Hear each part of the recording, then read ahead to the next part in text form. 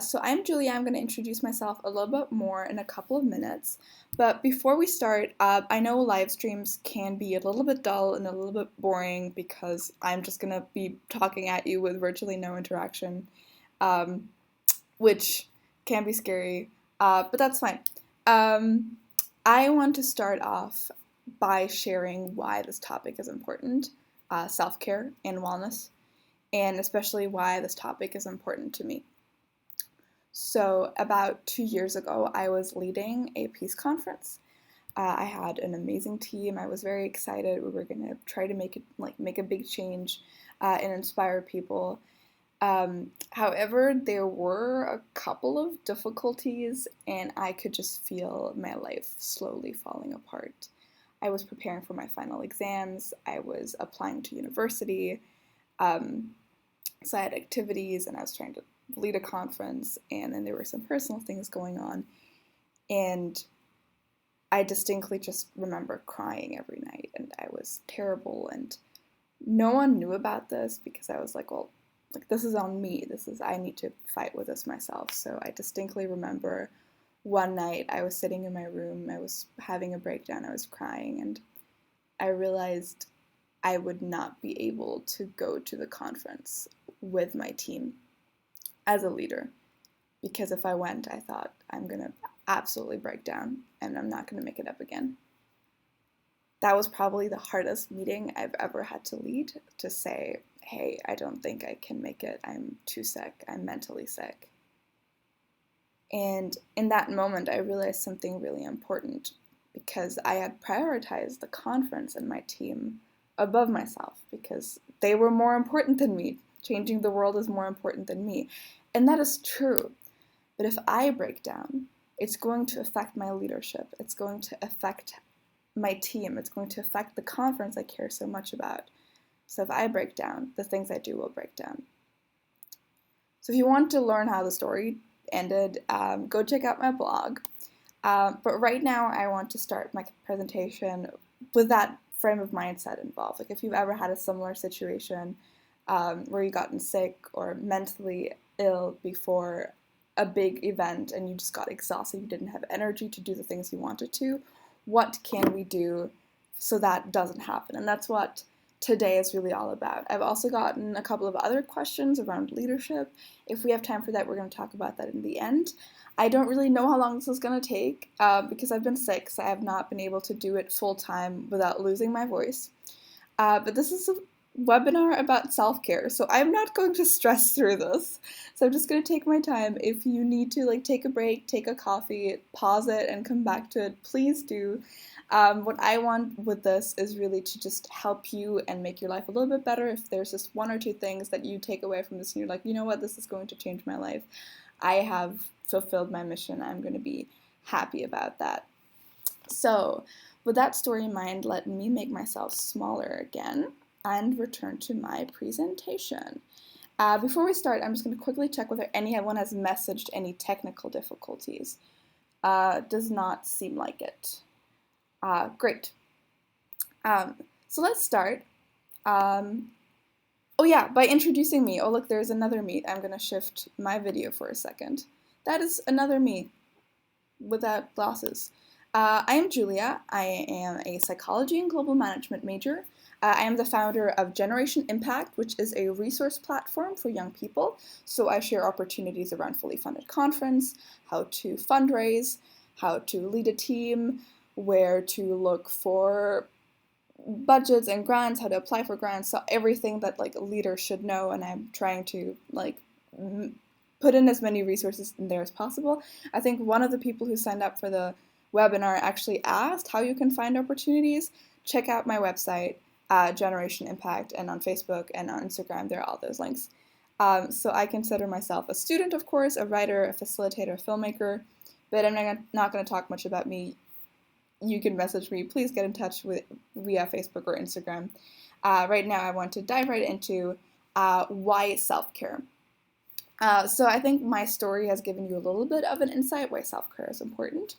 But to really give you a metaphor to think about it, I want to compare it with, let me go back, two modes.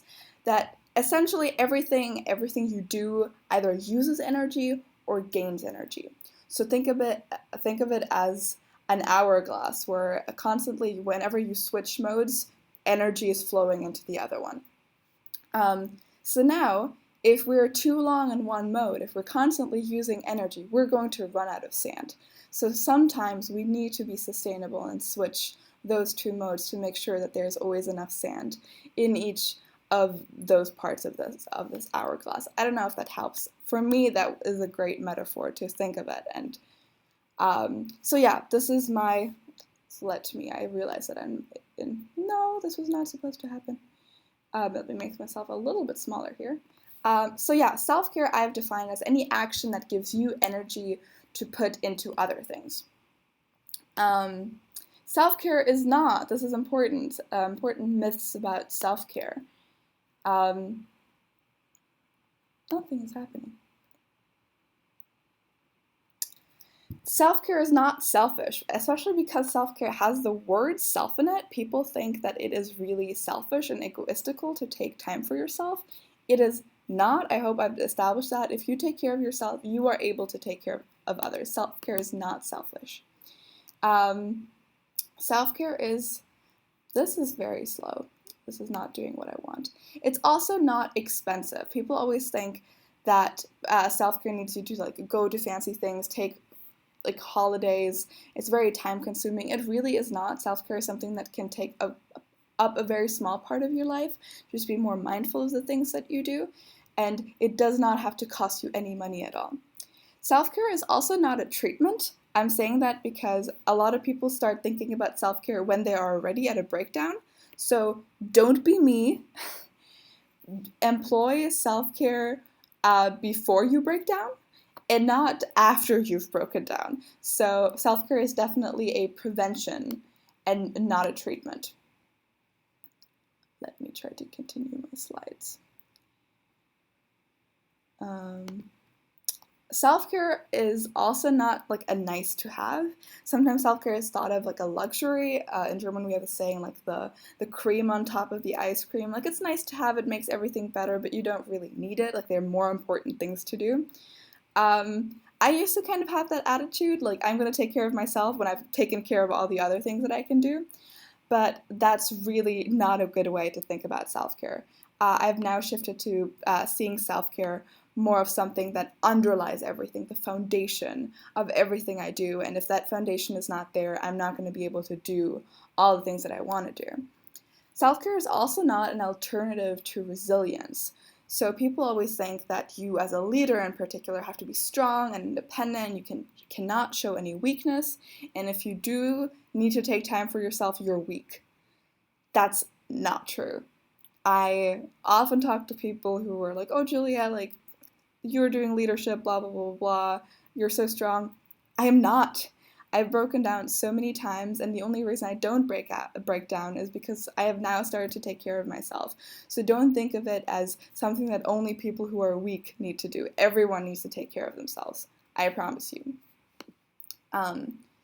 Let's move on. Self-care is. So what is self-care really? Oh, one thing that's happening is that my slideshow is definitely not working. Self-care is personal. So I'm going to be discussing a variety of things today, but most important is that self-care may depend from person to person.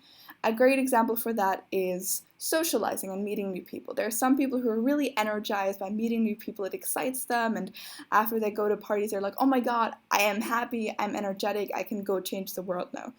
And there are other people who are more introverted who are like, oh my god, that party, I now need to take like a couple of hours to just be by myself and like rest and regain my energy, because socializing actually requires them to use up a lot of energy. So get to know yourself and see what works for you. Maybe none of the things that I talk about work for you, but you can start thinking about what works for you. Self-care is a prevention. We already talked about that, not a treatment.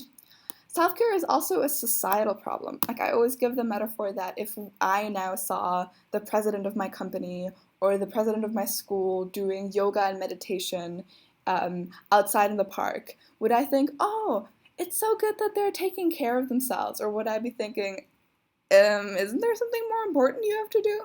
So, especially in Western society, depending on where you come from, self-care is often something that is looked down upon, and that prevents people from engaging in self-care. So, if you're someone who, I realize that I'm like above my thing here a little bit. So, if you're realizing that you're someone who doesn't engage in a lot of self-care, don't put that all on you. It's probably something that's ingrained in your culture, and but you definitely have the power to change that. Um, Also, self-care is personal but also community-oriented. Often people think of self-care as something that you do alone in your room, not talking to anybody else. That's not true. A lot of self-care needs you to reconnect with other people. A lot of self-care practices allows you to help other people. So don't think of this as something that you just sit alone in your room and be alone. For some people that works too, but self-care is also very community-oriented, and it's not lonely. Self-care should never be lonely. Self-care is also going to change how you change the world. I promise you, if you just implement one of the practices and do them regularly, you're going to change the effect. Don't take my word for it, so try it out, read science about it. All I want to encourage you is to try it out. If it doesn't work for you, leave it. If it works for you, that would be wonderful, right? And it's going to help you upscale the impact that you have. So now, I am absolutely in the way of my title. Whew. Okay, let me put myself in the corner. All right, so different self-care practices. I'm going to talk about a variety of different things. All of them are not going to apply to you, and you're not going to have time to do all of them every day. It's just supposed to give you an overview. There's some things where you're going to be like, duh, that's obvious. If you feel like that, start asking yourself whether you actually implement these practices into your everyday life. If you are like, yeah, I do that every day, good for you. I hope that it makes you happy and healthy. If you know that these things are good for you, but that you don't do them, maybe start asking yourself why, and maybe try to come up with creative things of how to change that. So yeah, let me skip. I'm going to be talking about a variety of different self-cares, basic self-care, like very easy things to do, some cognitive self-care. Cognitive is a psychological word for everything that has to do with our thoughts and beliefs, and social self-care, so a lot of self-care that has to do with being in the community and reconnecting with other people. I want to start, however, with self-care practices very specific to you guys, because I know that you are all people who try to change the world. Adam Grant, in his book Give and Take, talks about people either being givers, takers, or matchers. So takers are people who want to have everything, but they don't like to help other people. Matchers are people who are like, I will help you if you help me. And then they're givers who like to give a lot and they don't need a lot of things in return. I know that all of you are givers, but Adam Grant also differentiates between two types of givers: otherish givers and selfless givers. Selfless givers are people who are very altruistic. That means they give and they sacrifice themselves, and they often get behind their own work in order to help others. So these are often people who are not very successful in their careers because they help others too much and don't have breakdowns, like me. Whereas otherish givers are able to support other people, but they're using giving as a way to also be more successful and healthy themselves. So how can we not be selfless givers who have breakdowns, but otherish givers who actually benefit from their giving? First of all, this is not going to surprise you. Say no sometimes. The world is not going to fall apart if you say no. In fact, it may actually give someone else the opportunity to step up and show leadership, someone who you may not expect to step up. So definitely allow yourself to say no. Also identify takers. If someone asks you a favor and you have the feeling that they're just using you, probably say no. You may be wasting your time. I'm not saying that some people don't deserve your help, but in the best case scenario, as a giver, you want to be able to help another giver, and they are so grateful that they're going to help another person, and they're going to help another person, and so on and so on. If you help a taker, that chain is going to end right there. They're not going to help anybody else. So if you want to maximize your impact, try to help matchers and givers ultimately. Also, chunk your giving. When I heard about this, I was actually quite surprised because I thought, because there's a lot of research on if you help other people, you actually are more happy. So I tried to help a lot of people all the time.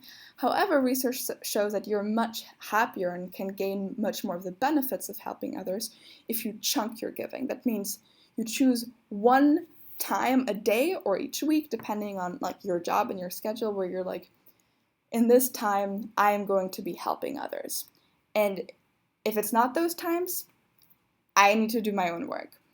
What this allows you to do is when you are doing your own work, you feel like, okay, I need to concentrate right now. And when you're helping others, you're like, okay, this is where I need to be right now. So otherwise, I don't know if this has ever happened to you, but this happens to me all the time. I am helping others with their homework, and I'm like, I should be doing my own homework. And then I'm doing my own homework, and I'm like, I should be answering those emails and helping those people. So if you chunk your giving, if you dedicate a time, this is where I'm going to be helpful in changing the world, and here's where I'm going to take care of myself and the things I need to do, you're going to gain much more of the benefits of helping. Then, also ask for help. Please ask for help. I am a person who's very bad at these things because I think that I need to be strong and I need to be there for others, but I feel very bad about taking help from other people.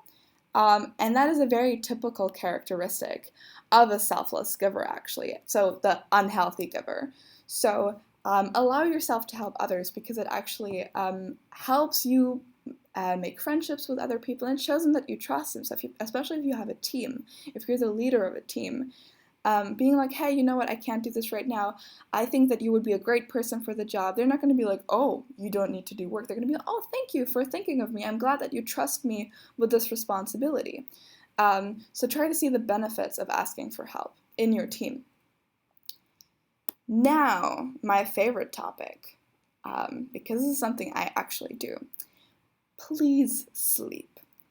There is so much research on the importance of sleep that I could talk about it for 5 hours. I could do an entire webinar just talking about sleep. So just trust me that there is scientific research, psychological research that has really scary implications of what happens if you don't sleep. Like, there's connections with sleep and cancer. And sleep and cardiovascular diseases. Sleep is important. But let's not go that dramatic yet. Let's first talk about that sleep is absolutely critical for memory. So if you've ever pulled an all-nighter where you've studied the entire night because you have an exam the next day, didn't do anything for you, because that's the equivalent of taking a hard drive and like storing a lot of files on it and then taking it and then crashing it on the floor. If you sleep, you kind of integrate what you've learned. So if you don't sleep after you learn, you don't even need to study. It's a waste of your time. More important for our cause, actually, is that sleep has been found to be some sort of overnight therapy, that the things that you experience during the day, that especially things that bother you and that are emotionally involving, that you need to process, especially if you've had a really busy day and you haven't really had a time to sit down and be like, wow, that happened. While you sleep is a time where you actually come down and your body kind of goes through these memories without the anxiety, and that is able to make you feel much better when you wake up. So consider it a cheaper form of going to therapy. Just sleep. The golden rule, this has actually changed my life when I read about it. What sleep researchers recommend you do is actually to, not yet, go to sleep and then get up at the same time every day. I know it's hard, especially for the people who are partying and who have other responsibilities, but I promise the best thing you can do for your health is have a perfect sleep schedule. From 11 to 7, from 12 to 8, whatever works for you. Try it out for 2 weeks and see whether it changes your life. I have had I've had a mostly perfect sleep schedule for about a year now, and I realized that I'm getting sick less, that my memory is much better. So don't take my word for it. You can read the science, but most of all, try it yourself. Please, please sleep. I cannot emphasize this more. Also, breathing out. I think this is the kind of research where when I started to hear about it, I was just like, duh. Like, it's not like I'm gonna stop breathing, obviously. But there's actually really interesting research of why breathing, and particularly breathing out, has very good benefits for your mental health. So whenever you breathe in, your sympathetic nervous system, to use a medical term here, which is a part of your body, is activated. And that's a part of your body that is responsible for the fight or flight response, so your body is preparing for action. When you breathe out, you activate your parasympathetic nervous system. And that's kind of the opposite of the sympathetic nervous system, and it's responsible. Wait, I have all this written down. Why am I talking without my slides? It engages the parasympathetic nervous system, which slows down your heart rate and engages digestion. It prepares your body for relaxation.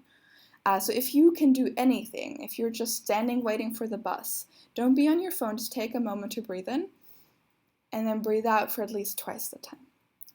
If you do that for 2 minutes, you've already slowed down your heart rate, which is pretty fascinating. And this has tremendous benefits for your health. So, breathing out. Also, of course, very connected to breathing is meditation. That is all about focusing on your body and breathing. Meditation has had a lot of popularity in recent science articles. It has definitely been connected to enhancing attention and concentration. For someone who I have tried to meditate, I can say that these benefits are coming really quickly. If you just meditate for a week for a couple of minutes a day, you will start realizing that you are focusing much better, which is really interesting. There are also some meditation myths. So if you're someone, for example, who've tried to meditate but hasn't really worked, so we often think of meditation as just this calm thing where like the woman that I have in my slide picture, our mind is completely empty and we're just gaining the energy and we're calm and peaceful. That's not really how it works, and I'm actually using this metaphor from the book I'm quoting here. Sometimes it feels more, let me make myself smaller here, like actually taming a horse. So your mind is just kind of going crazy and you're like, no, shut up, I'm trying to meditate here. Not saying that meditation should be aggressive by any ways. So next time you maybe try to meditate, just sit down, focus on your breathing, focus on breathing out. And whenever a thought comes, don't be like, oh no, I just screwed up my meditating. I made a mistake. Think about, not right now. And then quiet your mind again. And then the thought comes again, not right now. People swear on this. For a lot of people, this has really changed their lives. There's a great story from Dan Harris, the guy whose book I'm quoting below. He had a panic attack on live TV, and that was kind of his moment where he was like, I need to change something. And he now meditates 3 hours a day, and he loves it. I also need to say that meditation does not work for everybody. There are people who get very anxious while meditating. So if that happens to you, that's fine. Don't meditate. If you still want to have the benefits of breathing and things like that, maybe yoga is something that you may want to consider. Yoga is a great mix for people who don't like the sitting still of meditation. So yoga combines exercise with meditation, breathing, and there are also a lot of yoga teachers who include aspects of spirituality. Yoga is everywhere now, so you can find a lot of videos on YouTube if you don't want to pay money or if you don't have access to a gym. But I also must say that it depends heavily on which yoga teacher you have. When I started yoga, I was just like, okay, I don't really get the hype about this. Fine, it's exercise. But then a couple of weeks ago, actually, I started going to a yoga teacher that starts at 6:30 a.m., and we're just 3 people in the class, but the yoga teacher is absolutely amazing. And whenever I leave the session, I just feel so calm and so relaxed. And it follows me the entire day, and I'm just like, wow, this is what people talk about. This is great. So if you go to a yoga session that doesn't really connect with you, you may want to consider different yoga teachers. But yoga is definitely a great way to take care of yourself because it combines this breathing, the relaxation, meditation with exercise, which I'm going to talk about later, why that's good for your body. Let's go to the next slide if you want to allow me. I'm going to take a quick drink because I am starting to lose my voice. Nature. I don't know if it seems obvious. I feel like nature is not something that we think of to be relaxing, or maybe that we take for granted. But there's actually been really recent research on how nature has a tremendous impact on our psychology. So if you're interested in this, I can recommend looking it up because there's a research on how nature reduces crime rates and things like that. But it also has a tremendous effect on our social, physiological, and psychological functioning. So we can see people who we are giving some kind of nature intervention. We're sending them to the park, that their heart rate is slower, they have better health, they interact better with other people. And those same effects don't happen if we just make them smell it, or if we only show them pictures. So what a researcher came up with is this attention restoration theories, that when people actually don't have a lot of nature around them, that they become more nervous and more stressed, and that's then going to affect how they talk to other people, and they make bad decisions, and they get aggressive and things like that. So if you have access to a park in any way, make it a point that at least once a week, go jogging in the park, look at the trees, just take it in and see the effect that it has on your body. As I said, nature, this is like a duh moment. Like, of course nature is important, but start paying attention to it and see the effect that it has on your body. And it's actually really interesting. I've started to do my morning runs outside, and I could immediately feel the difference. And now when it's starting to get a little bit darker in the mornings where I am, so I have to do my morning runs in the gym, and it makes me very sad. So now we're getting into the more cognitive things, where it may get a little bit psychological, but I hope that I'm not losing any of you guys. So here's something that you can do, and that's called relabeling emotions. So deciding your emotions. If this is too psychological for you, just bear with me for a second. The idea is that, for example, anxiety and excitement have virtually the same physiological effect on you. So if you think about when you're anxious, what happens? Your heartbeat starts beating, your hands may get sweaty, you're breathing quicker. And now think about what happens when you're excited. Your heart starts beating, your hands may get sweaty, you're starting to breathe quicker. So a lot of the time, so this is called two-factor theory in psychology, is that we're observing something that happens in our body, and then we look at our environment and our surroundings, and we decide whether we're feeling something good or bad. Sometimes it's very obvious, like if your heart starts beating and there's a bear running after you, you're like, oh, I should be scared. This is fear I'm feeling. But if you, for example, are giving a presentation, and you feel your heart beating, you can decide whether you say, oh, I'm scared, I'm anxious, or, oh, I'm excited. And the really interesting part is that there is research who has found, I'm sure that you've heard about all the negative effects of stress, that it's bad for your health, and it's you die earlier and things like that. All these things, if you have your heartbeat is racing, you're sweating, but you decide I am excited and not anxious, all those bad effects of stress are not happening. So next time you think you're anxious, think about how to find a more positive label for that emotion. Just try it out. Psychology is behind you. If it doesn't work for you, that's fine, but maybe something to think about. So the only difference is really your interpretation. Of course, there are always situations that are going to cause an emotion that you can't relabel, and that's okay. Feel your emotions. But for smaller things, choose the glass being half full. Another more cognitive thing is choose kind thoughts. The one person that you're with all the time is yourself. So be kind to yourself. There's nothing wrong with being self-critical. We learn by thinking about the things that we did. We learn about the things to think about our mistakes, and then we can move on improving ourselves. But what we don't want to fall in is so-called cognitive distortions. And these are thoughts that are really illogical, that don't make sense if you have them. I'm going to go through them, I'm going to explain them to you, and I bet that everyone engages in all of these. First of all, it's personalizing, so thinking that you are the sole reason for something. So let's say my conference would have failed because I didn't show up. I would have been like, it was all my fault. The conference failed just because of me. Well, the truth is, the conference probably didn't happen. The conference did happen.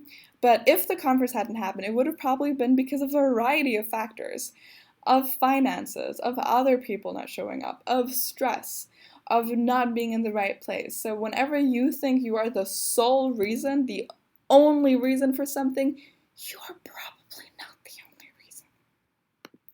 Then, overgeneralizing, I'm sure that you've done it.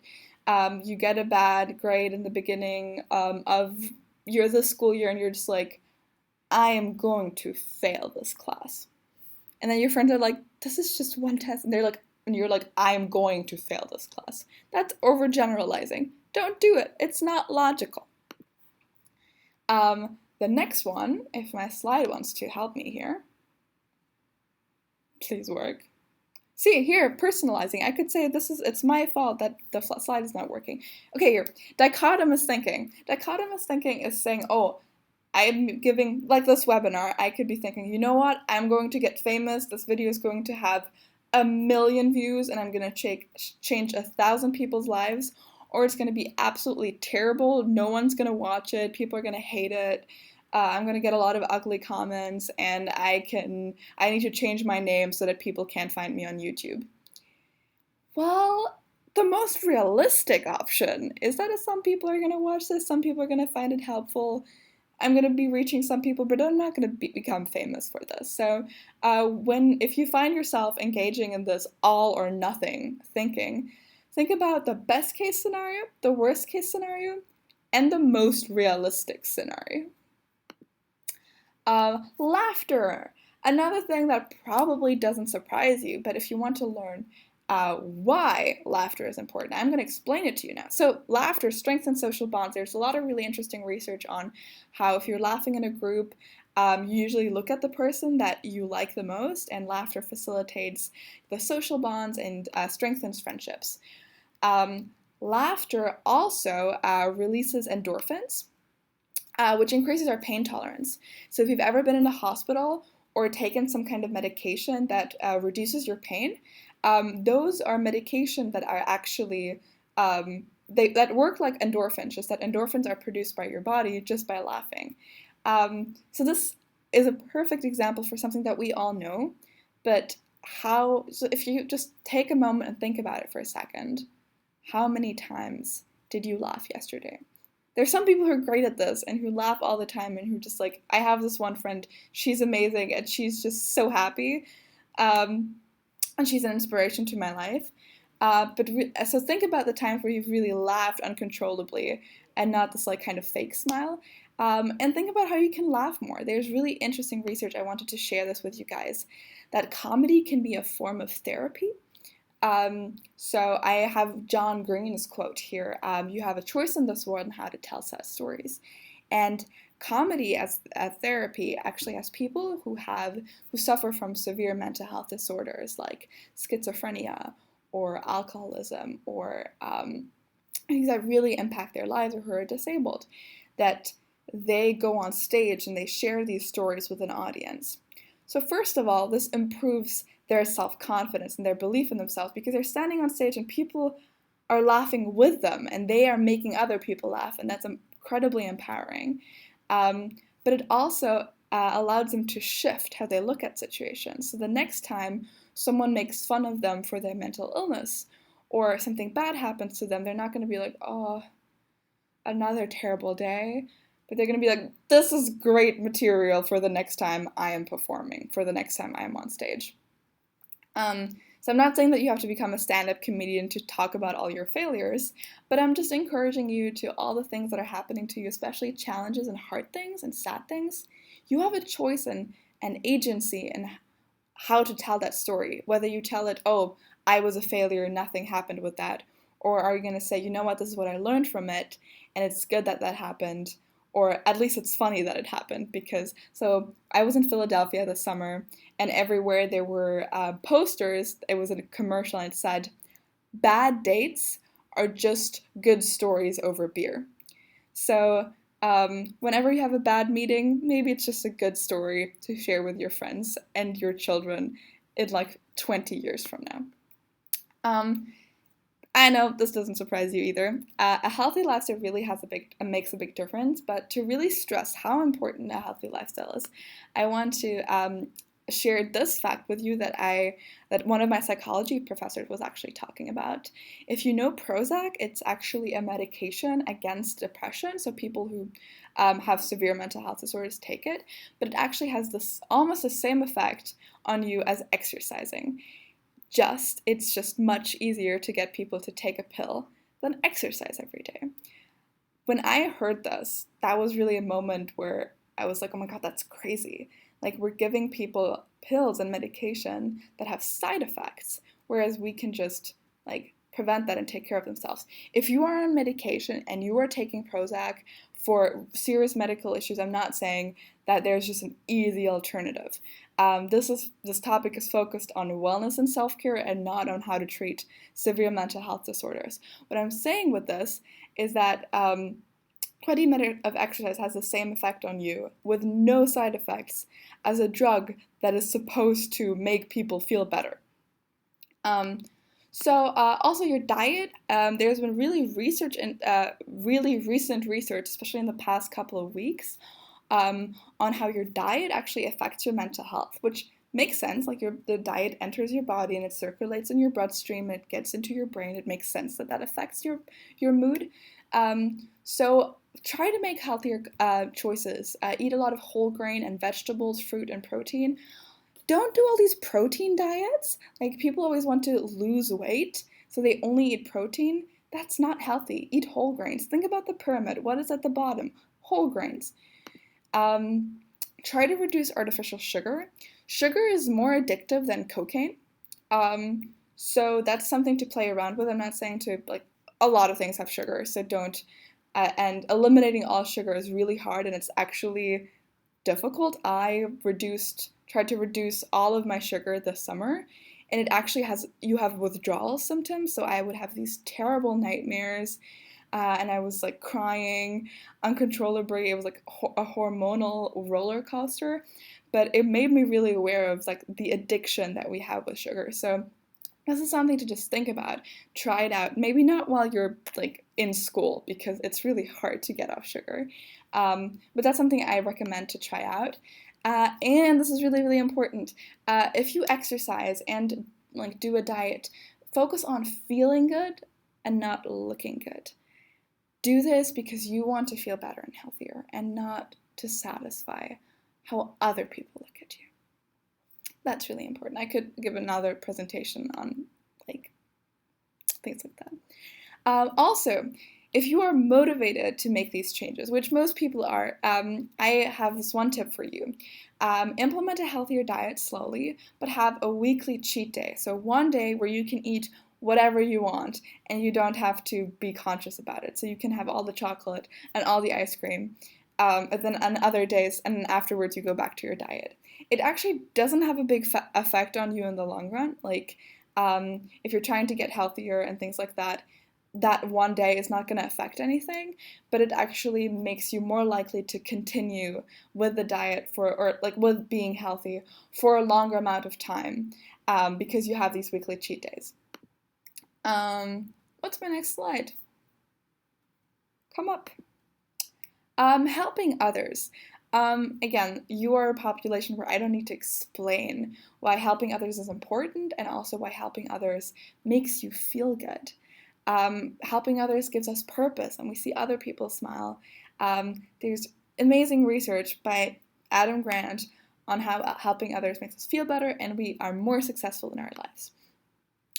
So for example, they had a $5 happier study. They gave people $5, and they either told them, spend this on yourself or spend this on somebody else. And then they ask them afterwards, how happy are you? Or they ask them the next day, how happy are you? And the people who were asked to give the $5 and like buy something for somebody else were actually happier than the people who bought something for themselves. So that's a really interesting thing to think about in terms of helping others. There's also, people have found a golden 100-hour per year rule. So that 100 hours per year, which is about 2 hours a week, is like the perfect amount of time to volunteer. Also, if you get older or if you're sick, of course that changes. Like if you're 80-year-old, like you should not volunteer 100 hours a year, not a week either. But that seems to be the perfect rule where you get the most benefits. So once you go above 100 hours, you are starting to overwork yourself and you're stressed. And if you're under 100 hours, you're not really engaging with the topic and the service site well enough to derive benefits from it. So if you can volunteer at all, you're going to make the world better and you're going to make yourself feel better. But remember to chunk your giving. So don't be helpful all the time and never helpful to yourself. Dedicate those 2 hours or more or less and say, this is the time where I'm going to be spending on others, and otherwise I'm going to take care of myself and my own responsibilities. Gratefulness. Let me take a mental breath for a second. I have no idea how long I've been talking, and I don't want to look at the time. Because as I said, this is a self-care webinar. I'm not going to stress myself to get through this for an hour. So gratefulness. There's amazing research on how just writing down 3 things you're grateful for every evening significantly improves your happiness. It actually makes your mind, it changes your brain structure in terms of what you pay attention to. So if you know that in the evening you will have to write down 3 things you're grateful for, during the day you will look out for things that you're grateful for. And that's going to make you much happier. If you don't believe this, try it out. Make it a challenge with your friends, or buddy up with your best friends that you text each other the 3 things every night, or in your school or university, have sticky notes where people write it down. This is such a simple, like it takes 30 seconds, but it really makes such a difference. Also, here, if you want to go even beyond that, instead of just writing down 3 things, take some time every week to write thank you notes and messages, emails and letters for people who have impacted your life. And you're going to see that that doesn't only make you happier because you feel grateful, but you also make somebody else better because people deserve to hear about how you've impacted their lives. So even if it's just one short message, hey, thank you for talking to me or sitting with me at dinner today, that's going to make the other person better. And they're going to be like, oh, thank you for saying that. And you're going to feel better. And it's just love everywhere. Gratefulness is a great thing, you guys. The last thing I want to talk about is spirituality, religion, and faith. I don't think that a wellness presentation can be complete without talking about religion. I am not a member of, an active member of a religion, so please let me disclaim that I'm not an expert on this. But the reason why spirituality, religion, and faith is so good is because it combines a lot of the elements that have been shown to have really positive effect on our mental health. Because if you're part of a religion, you often gain a social support structure. So there are people who share your faith and people help each other. So there's this community aspect that we talked about. There's often meditation, although some religions may not call it meditation, but praying is a form of meditation. Service, so you also help others, so you gain benefits from that. Music is a really interesting, I haven't talked about music, but when you sing in a choir, for example, your heart rate synchronizes with the other people who sing with you, and that has great effect for community and your mental health. So religion is something, and service is something that combines all those things. So if you are interested in that and explore your spirituality, it can have great effects on you. If you're not, that's fine too, but I really wanted to suggest it because I know a lot of people who have found great support and find a lot of happiness in being part of religion. So just to sum it up, we've talked about a lot of things, as I said. Not everything works for everybody. If I had to pick one thing that I really think you should do, it is, let me point at this, it is sleep. Please sleep.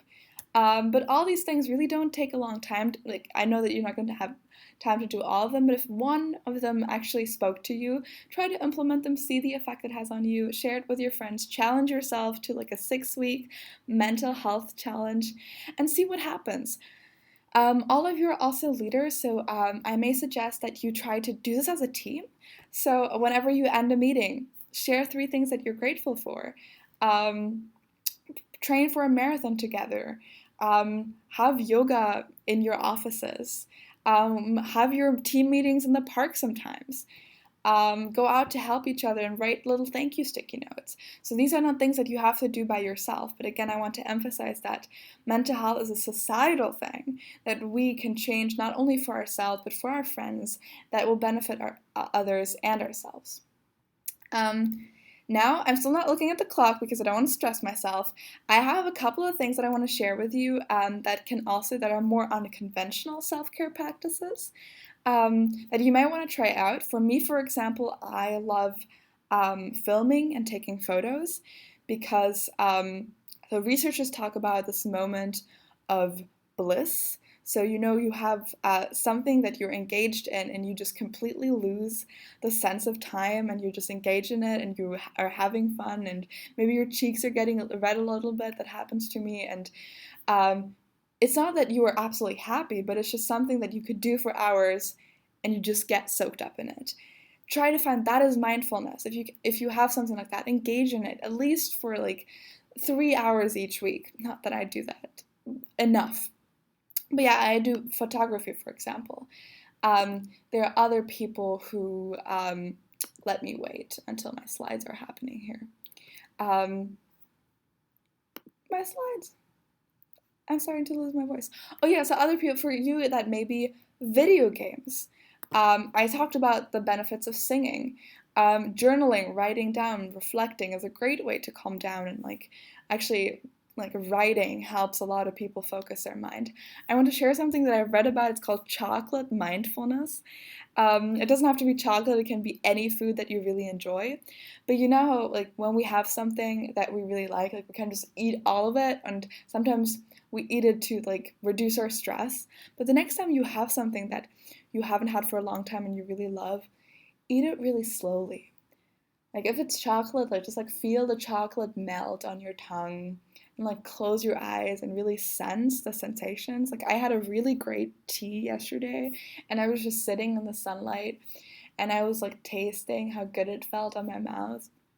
So mindfulness is really about being in the moment and enjoying where you are and putting yourself in situations where you don't want to be in another situation.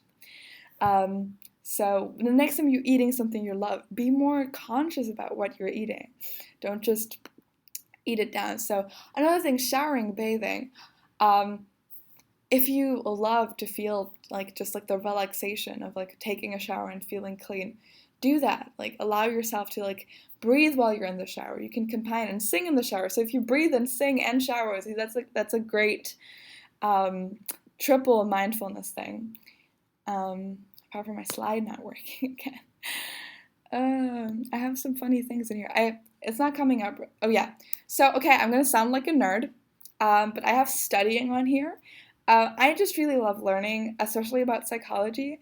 So when I can really get into teaching or studying, that's where I lose my sense of time. So if that's something you do, don't be ashamed of it. Be aware of it. And what I'm always saying is that if I talk to other people and I'm facilitating, that takes a lot of energy and it's complicated and I need to make decisions.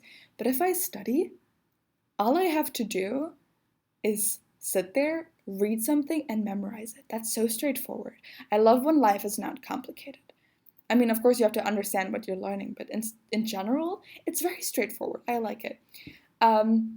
I also have cuddle therapy on here. If you're a person who knows they need a lot of physical intimacy, ask your friends to hug you and things like that.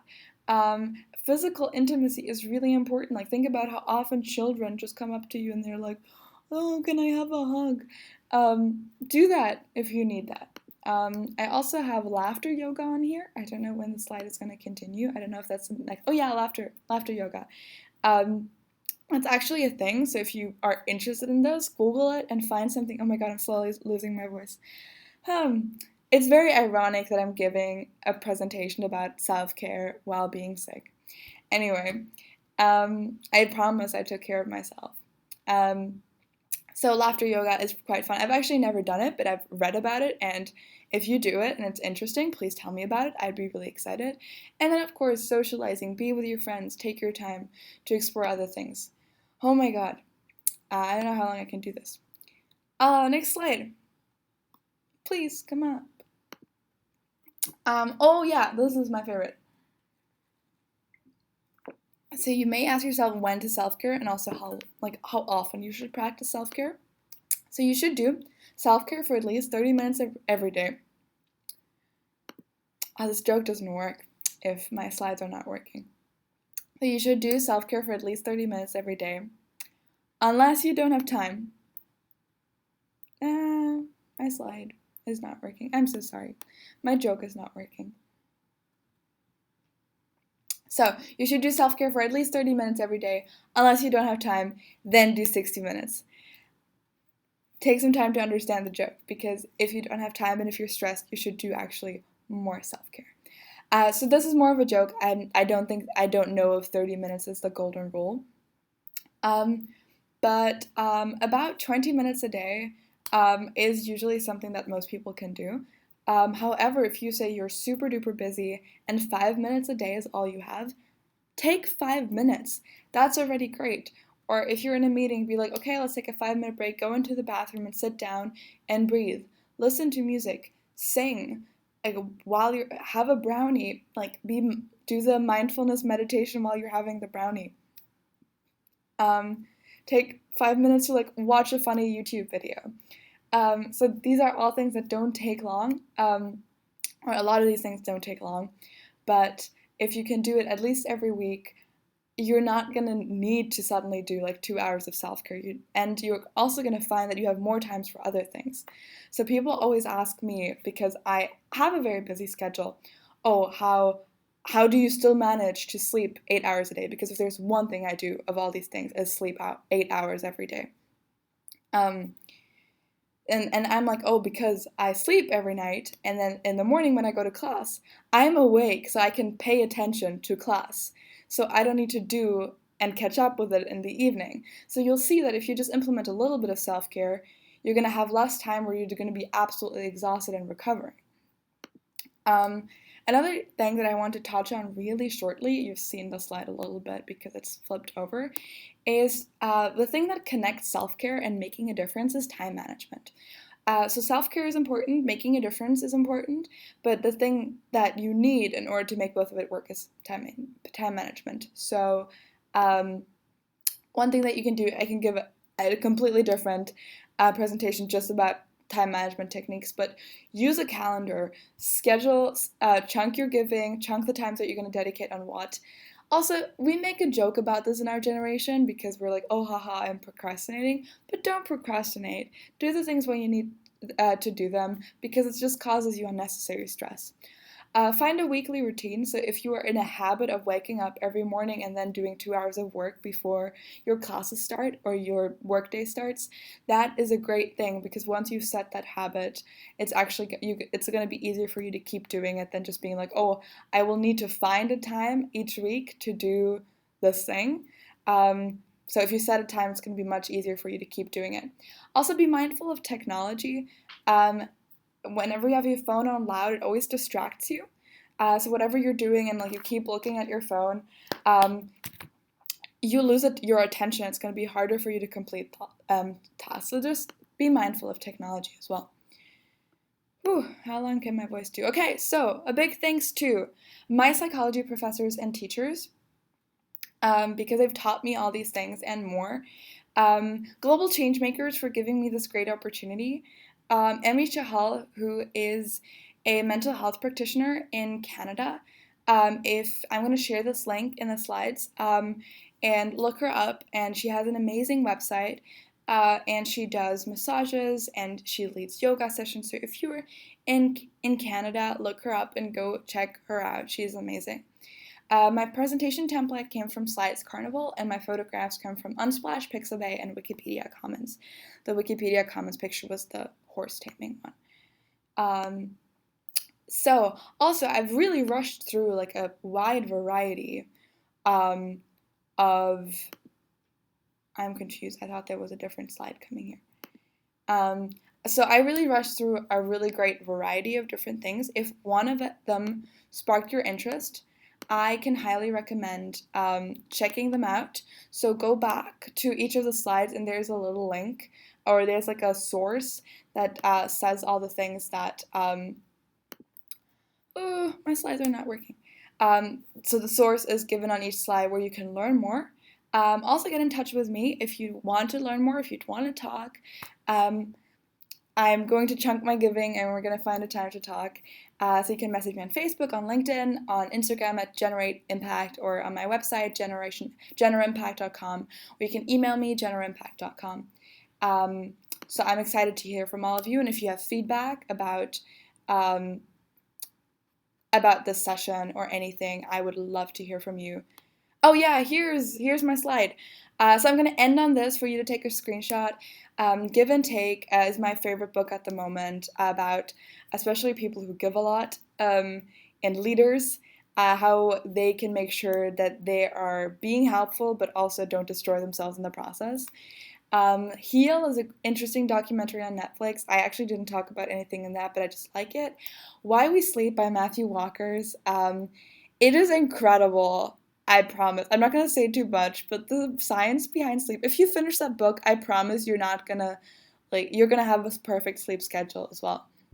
TED Talk, How to Make Stress Your Friend. That's a talk about the woman who discovered that if people relabel their emotions, that they actually don't have the negative effects on stress.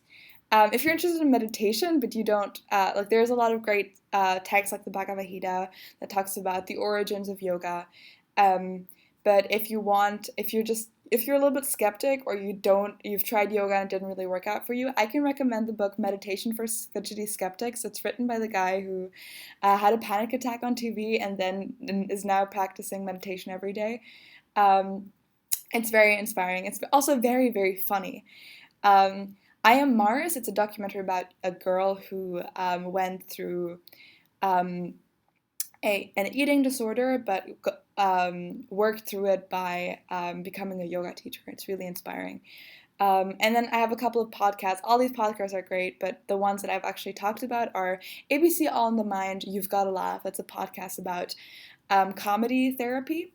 And Hidden Brain, I was talking about Our Better Nature, which is the podcast that talks about why nature is important and how nature affects us. And Eyes Wide Open, which is a podcast where Matthew Walker, the guy from Why We Sleep, is visiting NPR. So I'm going to leave you with all this. I hope that at least one of these things is going to make your life a little bit happier. I'm not going to have the really scary moment of going back on YouTube and seeing how many people were actually watching this. But regardless whether you were there for the live stream or if you're watching this afterwards, thank you for joining me. Please give me feedback on what of this you found helpful and of what of it you would like to learn more about. And most of all, be thankful and be kind to yourself for getting through this, because just taking your time to watch this means that you know that you have to take care of yourself, and that's really good. Good for you. The last thing I want to leave you guys on, because I know that you're all great change makers and very inspiring, please continue doing it and take care of yourself, because the world needs you. So don't break down. And if you break down, seek for help, reach out, love, be kind to yourself, and maybe figure out things, how to prevent that, and add to my list, get in touch. Thank you so much for joining me. My voice is gone, so that is a sign for me to leave. Lots of love and kindness. Get in touch. Thank you so much for joining me.